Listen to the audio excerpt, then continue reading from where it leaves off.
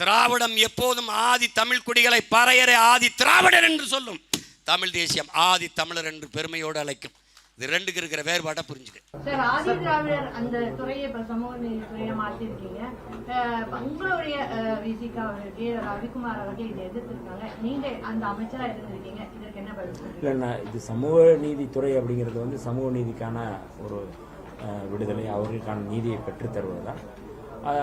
எங்களுடைய கட்சியினுடைய பொதுச் செயலாளர் ரவிக்குமார் அவர்கள் அந்த கருத்தை வந்து சொல்லியிருக்கிறாங்க.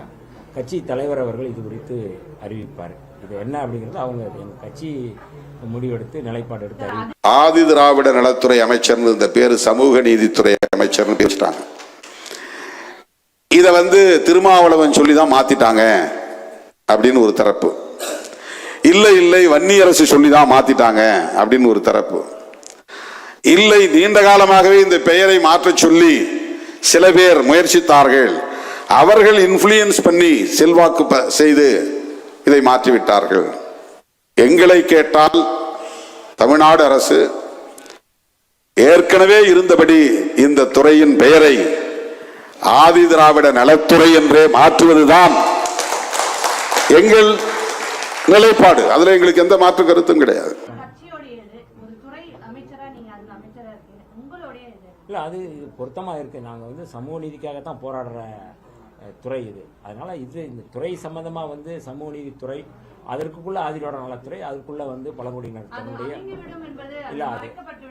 இல்லை அப்படி இல்லை. நாங்கள் இப்போ நீங்கள் அவர் சொன்னது போல் மனுக்கள் வாங்குறாங்க, வர்றவங்க யார் அப்படிங்கிறது எல்லாருக்குமே தெரியும். இந்த மக்களை வந்து எம்பவர் பண்ணுறதுக்கு தான் இது வந்து ஆதி திராவிடர் என்று சொல்லக்கூடாது. நம்முடைய தாத்தா நல்லா கொஞ்சிக்கணும்.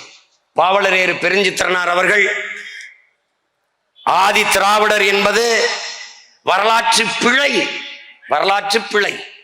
அரிஜன் என்பது காந்தியின் புரட்டு. தலித்து என்பது தமிழின இழப்பு. தாழ்த்தப்பட்டவன் என்பது தன்மானமின்மை. அந்த சொல்லை நீங்கள் ஆழ்ந்து கவனிக்க வேண்டும். என் உடன் பிறந்தார்களே, தாழ்த்தப்பட்டவன் என்ற சொல்லுதானே ஒழிய தாழ்ந்தவன் என்ற சொல் இல்லை. தாழ்த்தப்பட்டவன் யாரோ ஒருவனால் இவன் தாழ்த்தப்பட்டிருக்கிறான். ஆனால் தாழ்த்தப்பட்டவன் தாழ்ந்தவன் அல்ல. அப்போ என்னை தாழ்த்தியவன் எவன்? அதுதான் நம்ம எழுப்புற கேள்வி.